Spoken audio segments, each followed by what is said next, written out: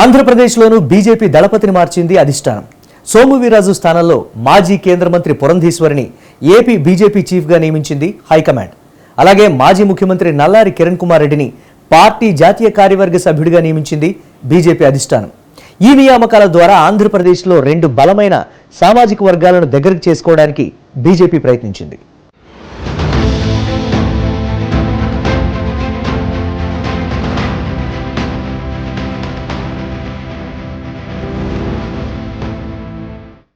ఆంధ్రప్రదేశ్పై Bharatiya Janata party ప్రత్యేక దృష్టి పెట్టింది. ప్రస్తుతం ఆంధ్రప్రదేశ్ అసెంబ్లీలో ఒక్కరంటే ఒక్కరు కూడా బీజేపీ ఎమ్మెల్యే లేరు. ఈ నేపథ్యంలో గతంలో ఏపీలో బలపడ్డానికి అత్యధిక సంఖ్యాకులైన కాపు సామాజిక వర్గాన్ని ఆకట్టుకోవాలని బీజేపీ నిర్ణయించుకుంది. ఇందులో భాగంగా కాంగ్రెస్ నుంచి వచ్చిన మాజీ మంత్రి కన్నా లక్ష్మీనారాయణను ఏపీ బీజేపీ చీఫ్ గా నియమించింది.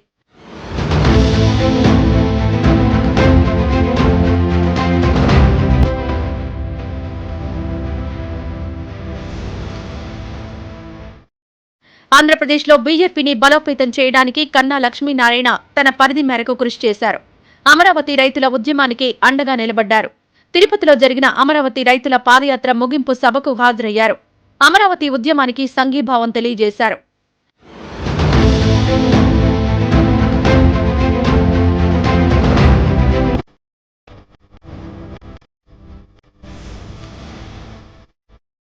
అయితే తెలుగుదేశం పార్టీ అధినేత చంద్రబాబు పట్ల కన్నా లక్ష్మీనారాయణ సాఫ్ట్ కార్నర్ తో వ్యవహరిస్తున్నారన్న ఆరోపణలొచ్చాయి.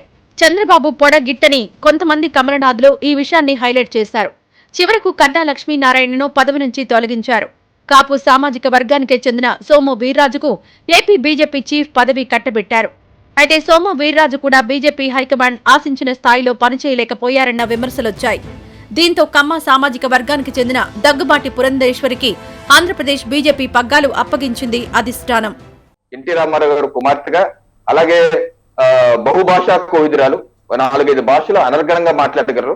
అలాగే కేంద్ర మంత్రిగా కూడా ఒక మంచి అడ్మినిస్ట్రేటర్ గా పూర్తి చేసుకున్నటువంటి అత్యంత హెచ్ఆర్డి మినిస్టర్ గా కావచ్చు, కామర్స్ మినిస్టర్ గా పనిచేసిన వ్యక్తి. అలాగే మా పార్టీలో కూడా గత దశాబ్ద కాలంగా రకరకాల బాధ్యతలు చేపడుతూ అన్ని రాష్ట్రాల్లో ఉండి ఎక్కడికి వెళ్ళినా సరే ఆడుకున్న ప్రజాదరణ. సో అటువంటి అన్ని విధాల సమర్థురాలైనటువంటి వ్యక్తిని ఈ రోజు ఆంధ్రప్రదేశ్ రాష్ట్ర అధ్యక్షుడిగా నియమించడం తప్పనిసరిగా ఇది రాష్ట్ర పార్టీకి అలాగే రాష్ట్ర ప్రజలకి చాలా మంచి చేకూరుతుంది. కుల సమీకరణలే పురంధేశ్వరి ఎంపికలో ప్రధాన పాత్ర పోషించినట్టు తెలిసింది.